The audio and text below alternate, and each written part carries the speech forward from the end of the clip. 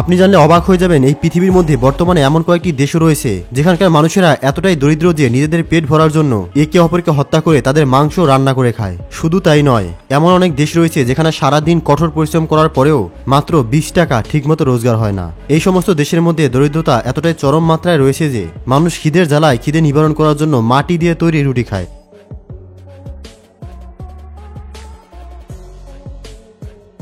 আর যদি কোনো মানুষ বৃদ্ধ হয়ে মারা যায় তাহলে সেখানকার বাসিন্দারা উৎসব পালন করে। কিন্তু আপনি কি জানেন তারা কেন উৎসব পালন করে? কারণ তারা সেই মানুষের মাংস রান্না করে খেয়ে নেয়। হ্যাঁ বন্ধুরা, আজকের ভিডিওতে এমন কিছু দেশ দেখবেন এবং সেখানকার মানুষের জীবনচক্র দেখবেন যা দেখে আপনার মনে হবে যে আপনি ভারত অথবা বাংলাদেশে থেকে হয়তো রাজার হালে রয়েছেন। কারণ সেই সমস্ত মানুষের জীবনচক্র এতটাই করুণ যা আপনি স্বপ্নেও ভাবেননি। তো এই পুরো বিষয়গুলো জানতে ভিডিওটি শেষ পর্যন্ত দেখুন। চলুন শুরু করা যাক। বুরুন্ডি জানলে অবাক হয়ে যাবেন, 2023 সালে এই দেশের আবাদি 12 মিলিয়ন পৌঁছে গিয়েছে। অবাক করার মতো বিষয় হলো এই দেশের প্রায় 95% মানুষ দরিদ্র সীমার একেবারে নিচে বসবাস করে। এই দেশটি পূর্ব আফ্রিকাতে অবস্থিত।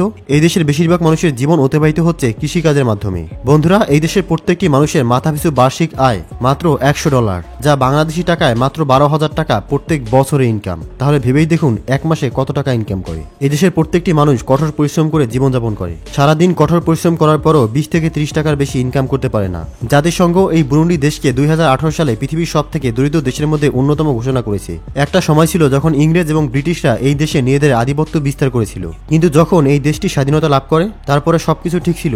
1996 সাল থেকে এই দেশের পরিস্থিতি ভীষণ খারাপ হতে শুরু করে। বর্তমানে দেশটির অবস্থা এমন পর্যায়ে এসে পৌঁছেছে যে দেশটি সমগ্র বিশ্বের 3য় স্থানে পৌঁছেছে দরিদ্র দেশ হিসেবে। চাঞ্চল্যকর তথ্য আপনাদেরকে জানাই যে এই দেশের মানুষজন খাবারের অভাবে ঘাস রান্না করে খায়। হ্যাঁ, সেই ঘাস যেগুলো আমরা গরু ছাগলকে খাওয়াই। আবার অনেক সময় খাবারের ক্ষুধার কারণে ডাস্টবিন থেকে ময়লা আবর্জনা এবং ফেলে দেওয়া এঁটো খাবারও খেতে বাধ্য হয়। আর এই দেশের কোনো মানুষের কাছে যদি একটি হাত ঘড়ি থাকে তাহলে এই দেশটি সব থেকে ধনী মানুষ হিসেবে তাকে ধরা হয়। মোবাইল ফোন তো ছাড়ুন, একটা হাত ঘড়িকে সেখানকার স্ট্যাটাস স্যাম্বল হিসেবে ধরা হয়। এই বুরুন্ডি একটি ল্যান্ডলক দেশ হয়ে যাওয়ার কারণে অন্যান্য দেশের সঙ্গে কোনো সংযোগও নেই এই দেশটির, যে কারণে অন্য দেশ থেকে কোনো সাহায্য সহযোগিতাও যেতে পারছে না। আরও আশ্চর্যের বিষয় হলো দেশটিতে পানির অভাব প্রচুর। অবাক করার বিষয় হলো এই দেশটির মাত্র 2 থেকে 3% মানুষের ঘরে বিদ্যুতের আলো পৌঁছেছে। তারা হচ্ছে সেই দেশের সব থেকে গুরুত্বপূর্ণ ব্যক্তি। তা ব্যতীত অন্য সাধারণ মানুষের ঘরে বিদ্যুৎ নেই। সন্ধ্যা হতে না হতেই এই দেশটির রাস্তাঘাটে নেমে আসে কালো অন্ধকার। দেশটির চারিপাশে শুধুমাত্র আবর্জনা দেখতে পাওয়া যায়। আর এই দেশের সরকার সমস্ত কিছু দেখার পরও দেশের উন্নতি করার বা এই দারিদ্রতা দূর করার কোনো পদক্ষেপ নিচ্ছে না।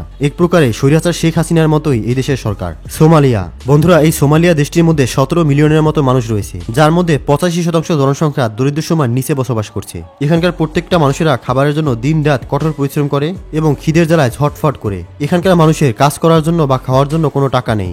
দেশটি পৃথিবীর সব থেকে দরিদ্র দেশগুলোর মধ্যে 4র্থ স্থানে রয়েছে। এখানে দীর্ঘ সময় যাবৎ গৃহযুদ্ধ এবং ভীষণ সংগ্রামের পর দেশটির অবস্থা খুবই খারাপ হয়ে পড়েছে। এর সবচেয়ে বড় কারণ হলো 1991 সালে সোমালিয়ার গণতান্ত্রিক প্রজাতন্ত্রের পতন ছিল। এই ঘটনা সমগ্র দেশকে 2 ভাগে বিভক্ত করে দিয়ে মানুষের মধ্যে ভীষণ গৃহযুদ্ধ লাগিয়ে দিয়েছিল। আর এই যুদ্ধের ফলে প্রায় কয়েক লাখ সোমালিয়ান বাসিন্দা মারা যায়। আপনি জানলে আশ্চর্য হয়ে যাবেন, এই দেশের মানুষজন খাবারের অভাবে মাটি দিয়ে তৈরি রুটি খায়। হ্যাঁ, একদম ঠিক শুনেছেন।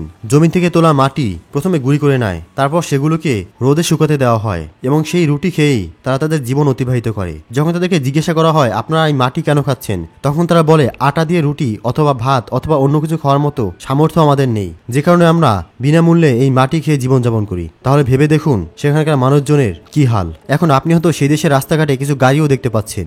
আপনাদেরকে জানিয়ে রাখি, এই গাড়ি বা সামান্য কিছু বাস এই সব কিছুই সেই দেশের স্বৈরাচার সরকারের নিজস্ব সম্পদ, যা আবার সে সেখানকার মানুষকে ভাড়ায় দিয়ে থাকে। অর্থাৎ এই দেশের কোনো মানুষের ব্যক্তিগত গাড়ি তো দূর, ব্যক্তিগত কোনো বাইকও নেই। সবকিছুই সেই দেশের সরকারের। আর যারা সেখানকার ধনী মানুষ শুধুমাত্র তারাই সরকারের এই সমস্ত জিনিস ভাড়া নিয়ে তার ভাড়া পরিশোধ করতে পারে। আর দারিদ্র মানুষকে পোশাকের অভাবে খালি গায়েও থাকতে হয়। তাহলে ভেবেই দেখুন এই দেশে কি কি সম্ভব। প্রায় লাখ লাখ মানুষ HIV রোগে আক্রান্ত রয়েছে। শুধু তাই নয়, এখানে স্বাস্থ্য চিকিৎসা খুব একটা উন্নত নয়। সামান্য জ্বর সর্দি কাশি হলেও বেশিরভাগ মানুষই ধরে নেয় সে মারা যাবে, কেননা সেখানকার ডাক্তারের কাছে গেলে ভুল চিকিৎসায় রোগী আগে থেকে মারা যায়। আবার অনেক সময় এটাও শোনা যায় যে সেখানকার সরকার জনসংখ্যা কমানোর জন্য যারা স্বাস্থ্য ক্লিনিকে যায় তাদেরকে ইঞ্জেকশন দিয়ে মেরে ফেলে। তাহলে ভেবে দেখুন সেই দেশের সরকারের মনোভাব কেমন। অনেকটা বাংলাদেশের স্বৈরাচার সরকার শেখ হাসিনার মতোই। কিন্তু আপনি যেটা দিনে আশ্চর্য হয়ে যাবেন তা হচ্ছে সোমালিয়ায় প্রচুর পরিমাণে খনিজ সম্পদ রয়েছে। মানা হয় যদি সোমালিয়ার জনগণ এই খনিজ সম্পদ উত্তোলন করতে পারত তাহলে এটা হতো দুনিয়ার সব থেকে ধনী দেশগুলোর মধ্যে অন্যতম।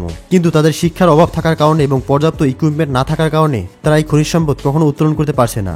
যদিও সরকার থেকে চেষ্টা করা হলে এগুলো উত্তোলন করা সম্ভব, কিন্তু সরকার তো সে দেশকে দুর্নীতি করে লুটে পাটে খেয়েছে। সরকার চাচ্ছে না সে দেশের জনগণ শিক্ষা অর্জন করুক, কারণ শিক্ষা অর্জন করলে তারা নিজেদের অধিকার আদায়ের জন্য মাঠে নেমে পড়বে, আর সরকার সেটা কখনোই চাচ্ছে না। আরো অবাক করার বিষয় হচ্ছে এই দেশটির প্রত্যেকটা মানুষই কোটিপতি। এবার আপনি হয়তো ভাবছেন এত দরিদ্র দেশের প্রত্যেকটা মানুষ আবার কোটিপতি কিভাবে হয়, এটা কি কোনো মজা?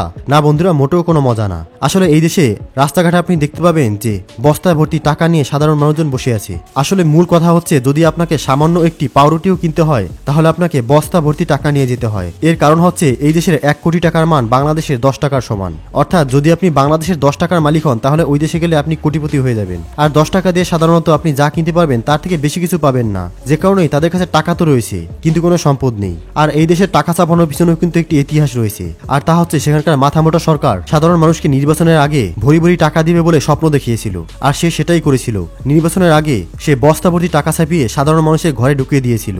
এরপর যা হয়েছিল তা জানলে আপনিও অবাক হবেন। সাধারণ মানুষ বিশেষ করে মুচি থেকে শুরু করে কৃষক, চাওয়ালা, শ্রমিক সবার কাছেই কোটি কোটি টাকা ছিল। এখন ভেবে দেখুন, যে কৃষক সামান্য 2 টাকার বিনিময়ে চাল বিক্রি করত, যে চাওয়ালা 5 টাকার বিনিময়ে চা বিক্রি করত, তার কাছে এখন কোটি টাকা রয়েছে। সে তো এখন আর 2 টাকার বিনিময়ে কাজ করতে যাবে না। এখন টাকা তো সবার কাছে রয়েছে কিন্তু জিনিসপত্র দেশের মধ্যে নেই, যে কারণে এই টাকা দিয়ে তাদের কোনো কাজেই আসেনি, উল্টো তারা পড়ছে মহা বিপদে। আর এভাবেই সেখানকার মাথামোটা সরকার সেখানকার অশিক্ষিত মানুষদেরকে মাথায় মুকুট পরিয়ে ক্ষমতায় চলে আসে। আর এভাবে করেই বিগত বছরের পর বছর দেশটাকে শোষণ করে আসছে। যেমনভাবে শেখ হাসিনা সরকার হাজার হাজার কোটি টাকা ঋণ নিয়ে পদ্মা সেতুর মতো ব্রিজ তৈরি করে সাধারণ মানুষকে বারবার বলে আসছিল যে উন্নয়ন করেছি, কিন্তু এখন মানুষজন বুঝতে পেরেছে যে হাসিনা উন্নয়নের নাম করে হাজার হাজার কোটি টাকা ঋণ নিয়ে তার অধিকাংশ টাকা তার অবৈধ সন্তান জয়ের অ্যাকাউন্টে পাঠিয়ে দিত, আর মানুষকে বলতো দেশ উন্নতি হয়েছে। এখন আপনারা দেখতেই পাচ্ছেন যে দেশ ঋণে ডুবে রয়েছে। শেখ হাসিনার চক্রান্ত ছিল কিছুটা এমনই। তো বন্ধুরা, শেখ হাসিনা বাংলাদেশকে কিভাবে লুটপাট করার পরিকল্পনা করেছিল এবং শেখ হাসিনা যদি ক্ষমতায় থাকতো দেশ কিভাবে ধ্বংস হয়ে যেত তা যদি আপনি জানতে চান তাহলে কমেন্টসে লিখুন। আমরা পরবর্তী ভিডিওতে শেখ হাসিনার চুরি সম্পর্কে আপনাদেরকে বিস্তারিত জানাবো। ধন্যবাদ।